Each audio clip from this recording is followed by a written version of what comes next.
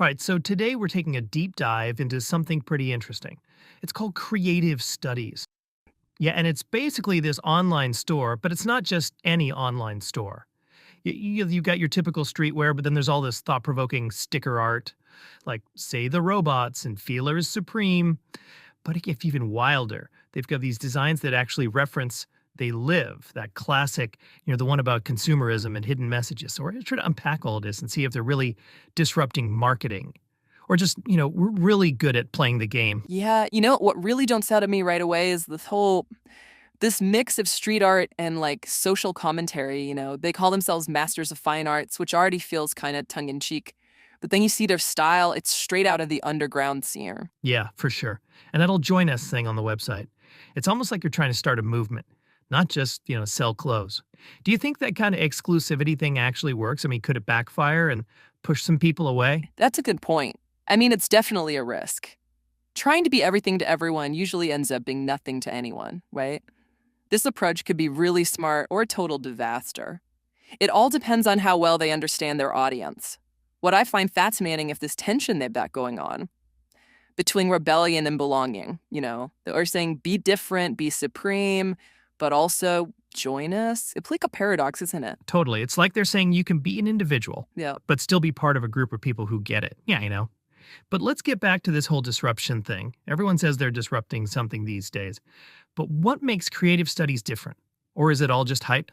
Well, I think what sets them apart is they're weaving social commentary into their design. It's not just about the product, it's about a perspective. And take the Feeler is Supreme design. It's more than just a graphic. It's playing with this meta concept, that self-referential humor that's everywhere online. Yeah, you see a guy on the shirt wearing the same shirt. It's like they're in on the joke, Yeah, saying, we know this whole consumerism thing is kind of crazy, but hey, at least we're aware of it. exactly. They're acknowledging the irony. Yeah. And that creates a connection with the audience. They're not afraid to poke fun at themselves or the whole system. And that can be really disarming, especially for younger people who are already skeptical of all the traditional marketing stuff. So how about the They Live design them?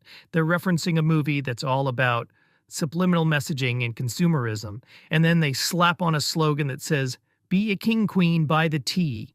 Ara contradictory. Yeah, it's definitely provocative. On the one hand, they're referencing a film that criticizes the very system they're part of, but by using that reference, they're also raising awareness of those issues. It's like they're saying, hey, we know the rules of the game, but we're playing it on our own terms. It's bold, that's for sure. It'll be interesting to see if it works with their audience. Speaking of audience, who do you think they're trying to reach with all this? It seems like you're walking a tightrope, appealing to people who are both rebellious but also want to fit in, people who get the references but are also young enough to be into streetwear. You're right, it's a pretty specific niche they're going for. Definitely targeting a younger, internet-savvy crowd. People who get internet culture and appreciate that blend of irony and social commentary. They're probably looking for brands that reflect their values, Brands that are self-aware and aren't afraid to tackle tough issues. What about that global reach them? Their website lists a ton of currencies. Are they trying to start a global movement? Or is that just smart marketing casting a wider net? I think it's a bit of both.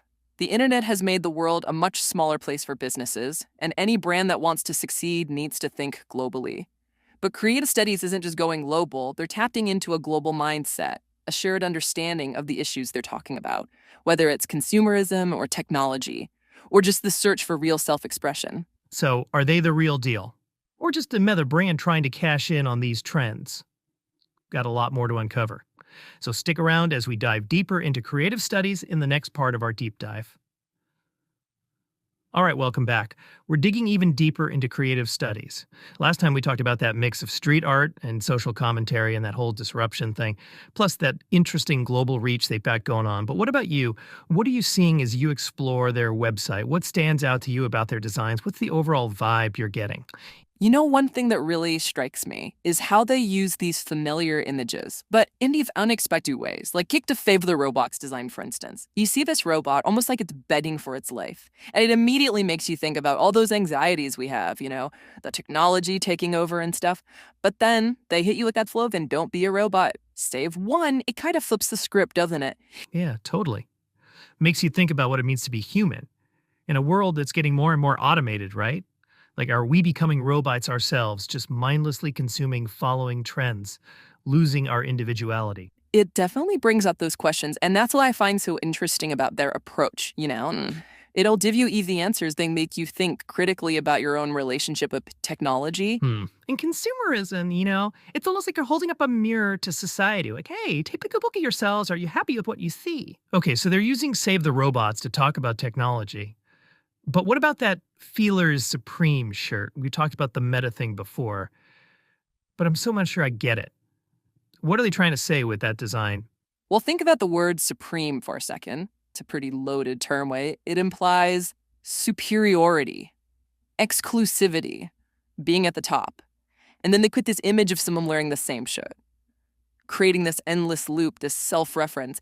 It's like I'm making fun of the whole idea of status and exclusivity, especially in the streetwear world, where brands like Supreme are so sought after. So it's like a commentary on consumerism then. Yeah. Like we're always chasing after these brands, these status symbols, but it's all kind of absurd when you step back and think about it. Exactly. And by playing with that irony, they're getting you to question your own desires, your own relationship with brands. Are you buying into this whole Supreme thing because you actually like the product, or are you just trying to head in, trying to be part of the cool crowd? But they're using that same supreme language in their slogan too, right? Be supreme in this tea. Doesn't that kind of contradict their message? That's the brilliant part. They're playing with these contradictions, these mixed messages that we see all the time. On one hand, they're criticizing the system, but on the other hand, they're a part of it. It's like they're saying, we know it's all a game, but we're playing it our way, and we want you to join us. It's definitely making me rethink how I see brands in advertising. Yeah. Okay, let's shift gears to the They Leave design. It's a direct reference to that movie, the one that's all about seeing through the illusions of consumerism and social control. How does that fit into their overall message? It's a smart move, I think. By referencing they live, they're connecting with a specific type of person, people who get that reference. They understand a critique right away. But even if you haven't seen the film, the design still has this edgy, subversive feel to it. So are they just playing the game? Or are they actually trying to change it? We'll explore that question further as we wrap up our deep dive into creative studies in the next part. So we're back for the final part of our deep dive into creative studies. We've seen how they mix street art and social commentary, and how they use those pop culture references to create a brand that's both stylish and makes you think. But the question is, are they really changing the game? Or just playing it better than everyone else? It's a smart move, I think. By referencing they live, they're connecting with a specific type of person, people who get that reference. They understand a critique right away. But even if you haven't seen the film, the design still has this edgy, subversive feel to it. And on the other side, we still want that connection, that feeling of belonging. We want brands that represent our values, brands that speak to our hopes and fears. It's definitely tongue-in-cheek. They're walking a fine line between critique and participation. But I think that's what makes them so fascinating. They're not afraid to provoke, to challenge, to make you feel a little uncomfortable. So they're not just selling clothes, they're selling a way of looking at the world. Do you think that can actually work? Can a brand really survive on irony and social commentary alone? That's the big question, isn't it? And it's tough to say for sure, but I think what creative studies does so well is that they force us to look at this tension in marketing today. On one side, there's this growing distrust of advertising, right? We're bombarded with messages constantly, and we're not sure what to believe anymore. It all comes down to authenticity, right? Can they practice what they preach, or are they all talk? Exactly. And that's the line that creative studies is walking. They acknowledge that tension, that paradox. They're not pretending to be above it all. They're basically saying, we're all in this together. Let's be aware of how the game works and play it consciously. So what can other brands learn from this? Is this the future of marketing? Or is it just a niche thing that won't work for everyone? It's definitely a risky strategy, and they have to really understand their audience, be willing to push the boundaries, and stay ahead of the trends. But if they can manage all that, if they can keep that balance between critique and participation, I think they could create something truly unique, something that makes a difference. It all comes down to authenticity, right? Can they practice what they preach, or are they all talk? Exactly. People can see right through a fake. If creative studies wants to be more than just a trend, they have to live their values, not just put them on a t-shirt. So what can other brands learn from this? Is this the future of marketing? Or is it just a niche thing that won't work for everyone? I think there are some important lessons here. For any brand that wants to connect with people today, first, be self-aware. Understand the complexities of the market. Don't try to be something you're not. Second, know your audience. Know what they care about, what makes them tick, what they don't trust. And finally, be bold. Don't be afraid to challenge the norm, to make people think, to have some fun with it. In a world full of boring, forgettable brands, a little bit of edge can go a long way. So when you check out creative studies and look at their designs, think about the brands you see every day. Are they speaking to you? Are they making you question things? Are they making you think? Because in today's world, Yeah. that's what makes a brand stand out. And that brings us to the end of our deep dive into creative studies. It's been a really interesting look at how art, business, and social commentary all come together. We've seen how a brand can use irony, humor, and pop culture to get people talking and challenge the way things are. But in the end, it's up to you to decide what it all means. So keep exploring, keep questioning, and keep diving deep. We'll see you next time on The Deep Dive.